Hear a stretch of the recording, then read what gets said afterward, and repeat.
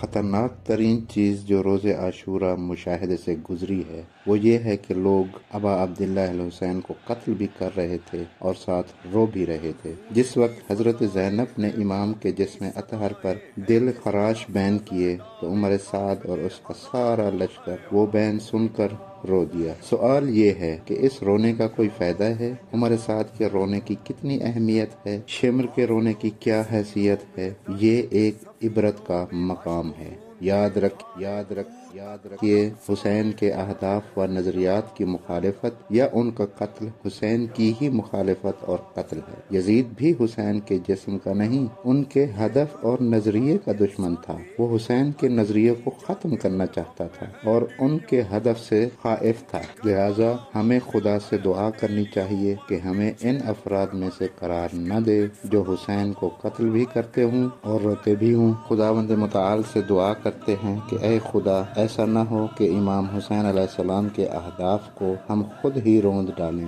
در حالی کہ ہم ان پر گریہ بھی کر رہے ہیں۔